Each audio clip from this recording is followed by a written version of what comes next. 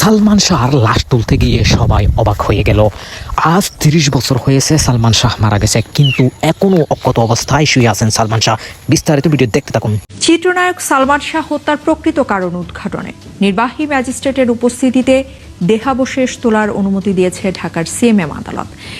মৃত্যুর কারণ জানতে মূল কবরস্থান থেকে লাশ উত্তোলন শুরু করেছে, তবে আদালতের কাছে আবেদন করা হলে সেই আবেদনের পরিপ্রেক্ষিতে প্রশাসন কিন্তু সেই লাশটি এখান থেকে উত্তোলন করা শুরু করেছে। আজ সবসময় টেলিভিশনের পর্দায় বলেন, যে কোনো ইন্টারভিউতে বলেন, সবসময় কিন্তু ওনার স্নেহের আমাকে আগলে রাখতেন।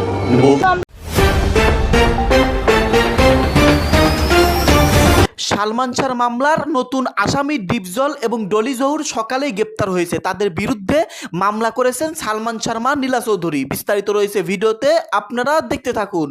সালমান শাহ হত্যা মামলায় আবারও সামনে এলেন তার মা নীলা চৌধুরী। এবার ডিপজল, ডলি জোহর ও শিবা শানুকে নিয়ে তুললেন নানা প্রশ্ন।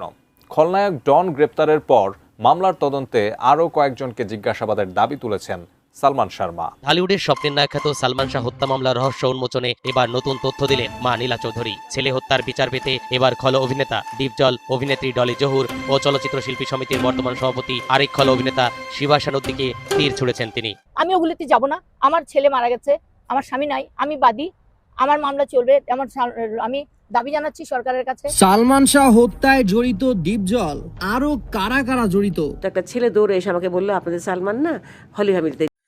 সুপ্রিয় দর্শক, ময়না তদন্তের জন্য পরিশেষে 3 যুগ পেরিয়ে প্রায় 30 বছর পর কবর থেকে তোলা হচ্ছে জনপ্রিয় চিত্রনায়ক সালমান শাহর লাশ। সুপ্রিয় দর্শক, সত্য কখনো গোপন থাকে না। দিন শেষে পরিশেষে অবশেষে সত্য বেরিয়ে আসে, সত্যকে যত ভিতরে লুকানো রাখা হোক না কেন। সুপ্রিয় দর্শক, দিন শেষে কিন্তু সামিরা এবং আশরাফুল হক ডন গ্রেপ্তার হয়ে গেছেন এবং দিন শেষে প্রমাণিত হয়ে গেছেন সেই সালমান শাহ কখনোই আত্মহত্যা করেনি, সেটা ছিল একটি পরিকল্পিত হত্যাকাণ্ড। সুপ্রিয় দর্শক, তাহলে চলুন আমরা কথা না বাড়িয়ে সেই সম্পূর্ণ বিস্তারিত আলোচনা ভিডিওটি দেখে আসি। তার আগে আপনাদের প্রতি আমাদের একটা ছোট্ট রিকোয়েস্ট, যারা আমাদের চ্যানেলে এখন নতুন, চ্যানেলটি অবশ্যই সাবস্ক্রাইব করে লাইক করে শেয়ার করে আমাদের সাথে থাকুন।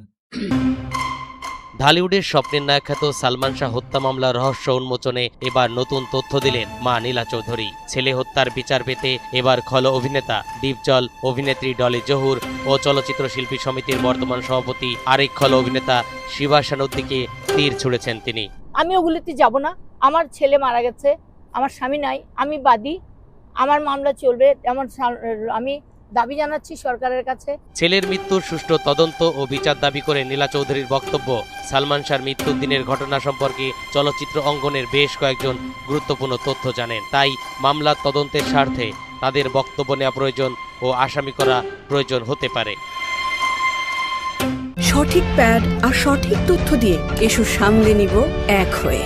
Mona Lisa sanitary napkin. Dolly Johur প্রসঙ্গে নীলা চৌধুরী বলেন, সালমান শাহর মৃত্যুর দিন কি ঘটেছিল সে বিষয়ে ডলি জহুর অনেক কিছু জানেন। বিভিন্ন সময় গণমাধ্যমেও ওই দিনের ঘটনা নিয়ে অনেক কথা বলেছেন ডলি। এই কারণে তাকে জিজ্ঞাসাবাদ করা উচিত। একই সঙ্গে সালমান শাহর সাবেক স্ত্রী সামিরা হকের সঙ্গে ডলি জহুরের যোগাযোগের বিষয়টিও তদন্ত করার আহ্বান জানান তিনি।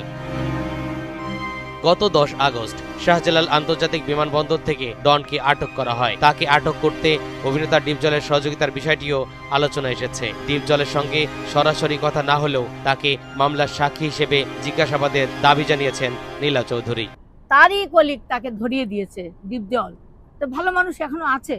এদিকে চলতি বছরের চলচ্চিত্র শিল্পী সমিতির নির্বাচনে ডনের ভোট দেওয়ার বিষয় নিয়েও প্রশ্ন তুলেছেন নীলা চৌধুরী। এ ঘটনায় শিল্পী সমিতির বর্তমান সভাপতি শিবা শানুর ভূমিকা নিয়ে প্রশ্ন তোলেন তিনি এবং তাকে তদন্তের আওতায় আনার দাবি জানিয়েছেন। হত্যা মামলার একজন আসামি কিভাবে এফডিসিতে এসে ভোট দিলেন এবং তাকে কেউ সহযোগিতা করেছেন কিনা সেটিও খতিয়ে দেখার আহ্বান নীলা চৌধুরীর। সালমান শাহর মৃত্যুর প্রায় 29 বছর পর 2025 সালে আদালতে হত্যা মামলা দায়ের করা হয়। মামলায় তার সাবেক স্ত্রী সামিরা হক, অভিনেতা ডন হক সহ মোট 11 জনকে আসামি করা হয়। মামলাটি বর্তমানে তদন্তাধীন। তদন্ত শেষ হওয়ার পর সংশ্লিষ্ট ব্যক্তিদের বিরুদ্ধে আনা অভিযোগের সত্যতা, তাদের ভূমিকা এবং আইনগত দায় সম্পর্কে সিদ্ধান্ত নেওয়া হবে। আমি সামিরার শাস্তি চাই না, আমি ডনের শাস্তি চাই না, আমি কারোর শাস্তি চাই না, আমি আসামির শাস্তি চাই। আমার ছেলে মারা গেছে, আমার স্বামী নাই, আমি বাদী, আমার মামলা চলবে, এমন আমি দাবি জানাচ্ছি সরকারের কাছে রিমান্ড, সিআইডিকে বলবো আপনারা রিমান্ড চান, তাকে রিমান্ডে নেওয়া হোক। আমার বাকি আসামি যারা আছে 1996 সালের 6 সেপ্টেম্বর ঘটনা ঘটলো। আজকে ঘটনার এত বছর পর, প্রায় 3 যুগ পর এই ঘটনায় মামলার হয়েছে এবং হত্যার মামলা হয়েছে। এই বিষয়টা কেন এত দেরি লাগলো কেন? কেস ওই দিনই হয়েছে, যেদিন হয়েছে আমার হাজবেন্ড কিন্তু কোনো মামলা করে নাই। পুলিশ কি করছে, আমিও নিজে নিষেধ করছি, ওনার কিন্তু জ্ঞানই ছিল না, কাঁদতে ছিল। ওরা বলছে একটা সই দেন পোস্টমর্টমের জন্য, ওইটা বলে ওইটাই কিন্তু মামলার সই। ঘটনার এই হত্যার মামলা বা এই ঘটনায় কোনো মামলা না হওয়ার জন্য আপনি কাকে দায়ী করেন?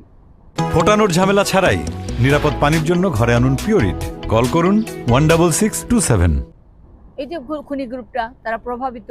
তাদের নাম কি বলা যাবে? হ্যাঁ, আজিজ মহম্মদ ভাই গ্রুপটা, এর সঙ্গে আরো কারা আছে তার জানি ওরা না। ওই গ্রুপের লিডার কি আজিজ মাহমুদ? আজিজ মহম্মদ ভাই। আজিজ মাহমুদ ভাই। কোথায় এখন? আমি জানি না। উনি কি কখনো গ্রেফতার হয়েছেন সালমান শাহ? না না, সালমান শাহর মামলায় তো সে আমার আসামি এবং সোহেলের মামলার শাস্তি হয়েছে, কিন্তু তাকে করা হয় নাই। এবং এই বিষয়টা সোহেলও মারা গেছে, সালমান শাহকে কিভাবে মারা হয়েছে এটা বলার জন্য তো রাতে সোহেলকে গুলি করলো। সামিরা এখন কোথায়? আমি জানি না, এটা আমার বলে বাংলাদেশে আছে। যে দেখা যাচ্ছে না, টিভিতে দেখছেন আপনারা যে পার্লার সে ওপেন করতেছে, শাড়ির অ্যাডভার্টাইজ করতেছে, সে বাংলাদেশই আছে, যাবে কোথায়? সে তো আপনার তার একটা বক্তব্যে আমরা দেখেছি এই টেলিভিশনে, সে সালমান শাহর মৃত্যুকে নিয়ে সে খুব তুচ্ছ তাচ্ছিল্য করে এবং এই ঘটনার সাথে বলে কেন ওনার মা, সালমান শাহর মা আমাকে কেন দোষবে, উনি নিজেই তো দোষী। এই বিষয়টা আপনি, আমি কেন দোষী হব আর মা কেন দোষী হবে? তার সাথেও তো আমার কোনোদিন ঝগড়া হয়নি। ওই জন্য বললাম, আগে বলেছি, 3টা বাচ্চার মাথায় কসম খেয়ে সে বলে যেন যে আমার সঙ্গে একদিন এক মুহূর্ত কথা কাটাকাটি হয়েছে, কোনোদিনও না। আমার সাথে ওদের ঝগড়া হইতো। সালমান শাহর ওয়াইফ সামিরার, আমি দোষারোপ করি না, এটা স্বাভাবিকভাবে একটা ছেলে যদি বাড়িতে মারা যায়, তার স্ত্রী মা যে থাকবে, আমি বাড়িতে থাকলে আমিও দোষী ছিলাম।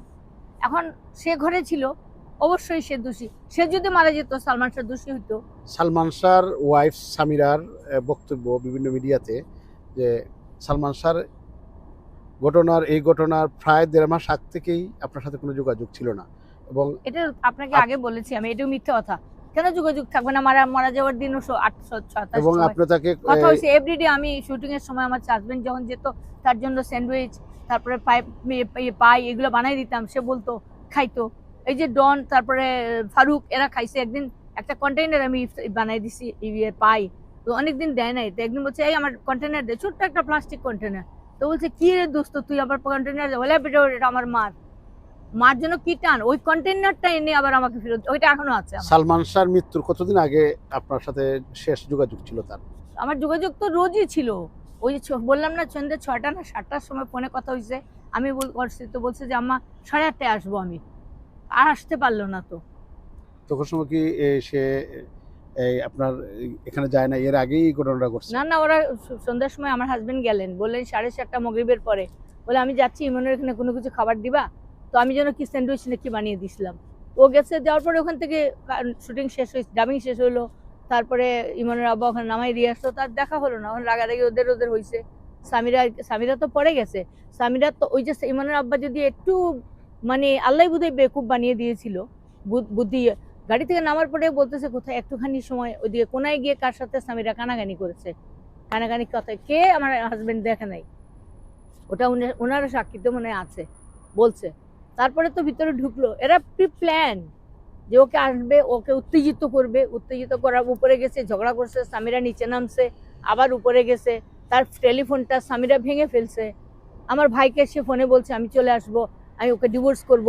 একজন ডিবির বা কারোর একজন বন্ধু তার ছিল, উনি ফোনে পত্রিকায় লিখছে যে আমি অত্যন্ত দুঃখিত, আমি সারা জীবন এটা ভুলবো না, যে সালমান অনেক রাতে আমাকে ফোন করে বলছিল যে দোস্ত তুমি আমাকে একটু হেল্প করো, আমি বড় মহা বিপদে আছি। তখন সে বলে আমি ঘুমিয়ে পড়েছিলাম, সে ধরতে পারে নাই। পরে আর তো জানেই নাই, বলে ঘুম থেকে উঠে শুনলাম সালমান শাহ মারা গেছে। তো করেছিল কাউকে, কিন্তু ফোন ভেঙে ফেলছে, আমাদের তো জানাইতে পারে নাই। সামিরার কি উচিত ছিল না যে আমার ছেলে অসুস্থই ভালো, আত্মহত্যা করছে, ঝুলে আছে, ঠিক আছে, ঝুলানো টুলানো একদম বানানো, দড়িটা এমনি ঝুলানো, ওকে নিচেই তারা মারছে, মেরে গোসল করাইছে, এ করছে।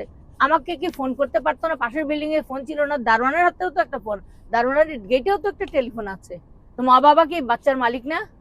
হ্যাঁ, আমার সাথে কথা বন্ধ হইলে, আমার হাজবেন্ড রোজ যাচ্ছে আমার সাথে কথা বলতে তারা কি ধরবে না যে তোর মার সাথে কথা কস না কেন? বাপ থেকে বেশি আমার সাথে কথা বলতো।